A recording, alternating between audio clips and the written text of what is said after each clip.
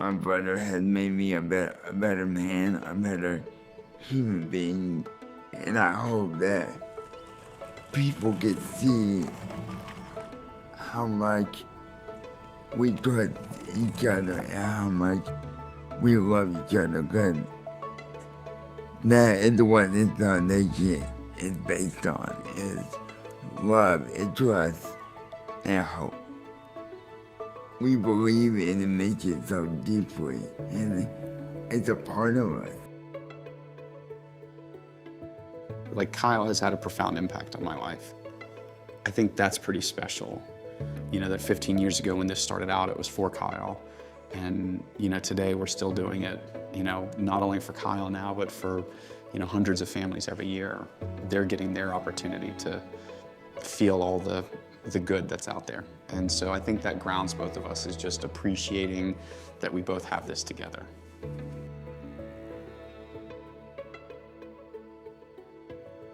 Our parents really fostered a encouraging environment for me that they were never going to take no for an answer, and that they never settled.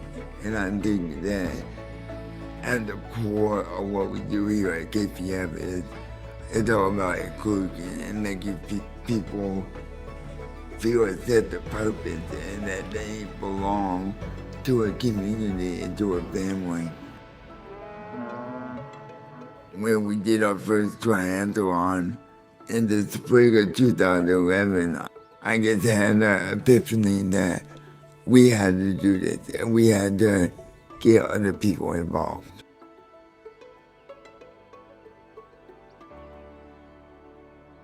My son, Jake, was involved in an accident when he was a toddler. He was born healthy and suffered a severe and profound brain injury when he was about 18 months.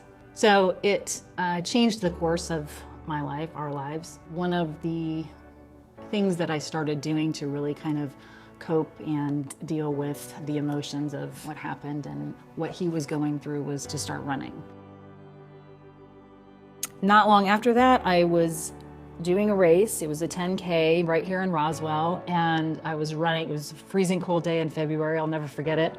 Running probably the fastest I've ever run, probably because it was so cold. And then all of a sudden, these two guys just flew by me, and it was Brent and Kyle. And Kyle was in this awesome chair, and Brent is just flying. I mean, they were going so fast. And I was like, that's it. That's exactly what I want to do. This is what I want to do with Jake. After the race, I tracked them down. It was a huge crowd, and I tracked them down. How can I be involved? And they asked, would you be willing to let Jake be our first athlete? And I'm like, absolutely, by all means. From there it started, and it was just this really neat, beautiful, organic kind of, you know, grassroots sort of thing that was going on. But there was just so much thoughtfulness and love. They treated Jake with just such kindness. You know, Kyle and I have been around people with disabilities our whole lives, but, you know, he was nonverbal in a way that we weren't sure exactly what we do. And we asked his mom, like, how do we communicate, you know? And she said, watch his eyes. At that first 5K, Kyle and I ran next to him and his mom for the whole race, because that's what we thought we were supposed to do. You know, we just did a 5K with him, and watching his eyes light up, you know, it was like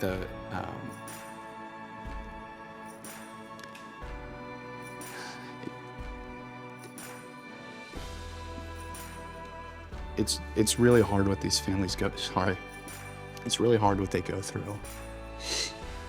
You know, and I grew up watching it, and I don't think I fully appreciated how hard it was, because my parents worked so hard to just bring joy to Kyle and to me and to Evan and to our family. And I watched that with these families, you know, and Amy, Jake's mom, was trying to bring as much joy to his life as she could.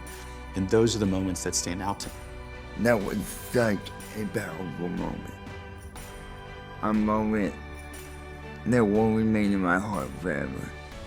And that's when I knew that we were doing something good. You know, I'm so just excited about, I mean, the sky's the limit for them. I mean, this is, you know, it really just captures people's hearts.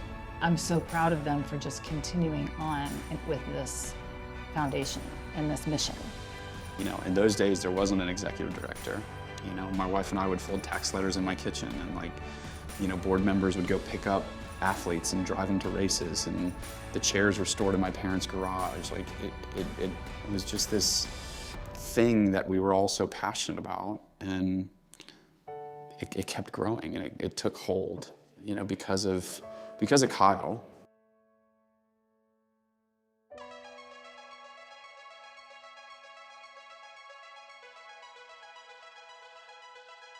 It's incredible to me that this all started 15 years ago because one brother didn't want to leave his brother out. I mean, look where we are. We serve hundreds of athletes a year, and it really makes a difference. I love that it's an experience that I wouldn't be able to have otherwise. Like kind of feeling the wind on your hair and it's like speeding past other people. I feel joy from being able to go really fast. I kind of felt like I was part of a team, and now I'm getting ready to do a half Ironman in June. So without the foundation giving me these opportunities, I wouldn't be able to participate in any of these big races. My goal, either on or off the track, is to keep advocating and to keep showing people that people in wheelchairs like my disabled teammates can do anything and everything we put our minds to.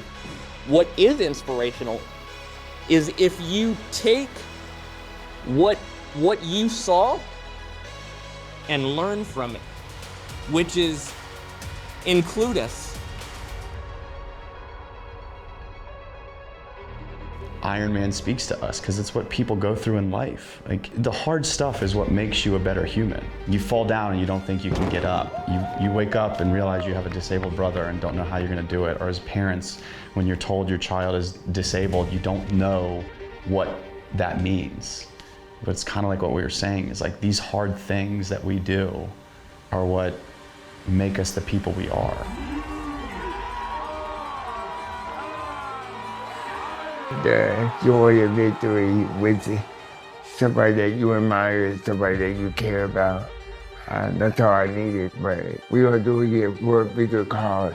It's more than me, but it's the sweat and tears that we built up to really make a difference in helping other people push beyond their limits. What did we set out to do? We set out to include people in the community in racing, and we did that. And like, as the 5Ks grew, the Peachtree grew. As the Peachtree grew, the Publix half marathon was growing, and Ironman events. And so beyond the finish is that, come do something with us, experience it, and let's see where it takes you. Like, what does that look like to push beyond your limits? So 2015, Justin did an Ironman, and when he finished, you know, we thought, what's next? And Justin said, I want a job. And that became the basis of our inclusive employment program. What's being unlocked here is even more than we're fully comprehending today, because the sports is the catalyst.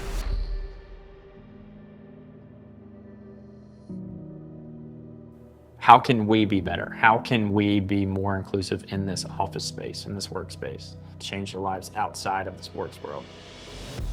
I'm the project manager recruitment for athletes as well. It's making me get out of my comfort zone, be able to speak better about the foundation, and since I've been working with the foundation, I feel more included each and every day I walk into this office. I'm the volunteer coordinator for KPS. It's awesome. I love working here. I love being a part of this team. I wouldn't want to do it with anybody else. I have never seen so many people come together and just be happy to be working towards inclusion and belonging. And I think that is really magic. Looking back, like, we created something for good for people to come in and be caged. They feel that sense of having purpose. We're not stopping, we're not settling, and it's a legacy that will continue on way past me, way past Brett. So what does the next 15 years hold? It holds thousands of finish lines. It holds more employment. It holds housing, and it holds this world of possibilities. You feel the love, and you feel the community, and you feel the family. And that was what Kyle always wanted. Like, I want everybody to feel part of this, you know? Everybody deserves to feel that. Look at the Kyle Pease Foundation. Like, it's not gonna be okay. It's gonna be more than okay. It's gonna be amazing. Kyle Pease is love.